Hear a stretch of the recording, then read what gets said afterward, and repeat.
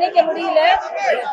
இதே அலுவலகத்துக்கு அவரை அரசியல் தலைவரா, ஒரு துணிச்சலான தலைவரா, பல முடிவுகளை எடுக்கக்கூடிய தலைவரா இதே அலுவலகத்துக்கு நான் வந்திருக்கிறேன்.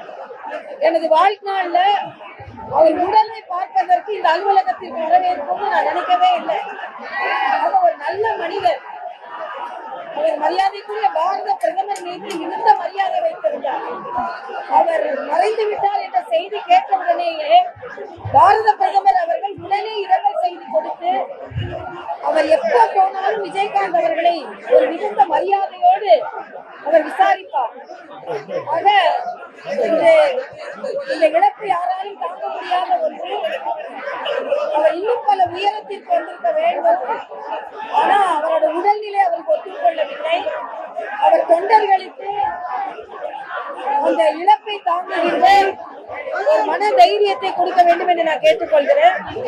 அக்கா பிரேமலதா அவர்களுக்கும் தம்பி சுதீஷ் அவர்கள் எல்லாம் மனதைரியத்தோடு இருக்க வேண்டும். அவர்களுக்கு தொண்டர்கள் ஆதரவா இருப்பாங்க என்று நான் கேட்டுக்கொள்கிறேன். ஒட்டுமொத்தமாக ஒரு நல்லவரை நாம் இழந்திருக்கிறோம். ஒரு வெள்ளந்தியான ஒரு மனிதரை இழந்திருக்கிறோம்.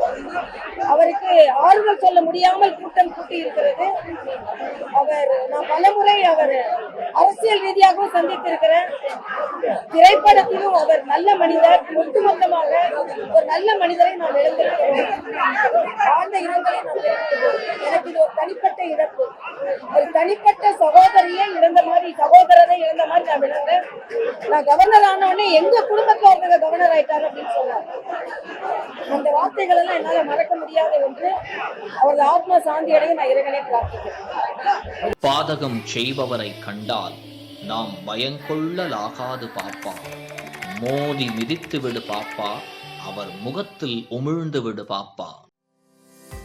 அண்மை செய்திகளை உடனுக்குடன் தெரிந்து கொள்ள இணைந்திருங்கள் இயம்நாடு தொலைக்காட்சியுடன்.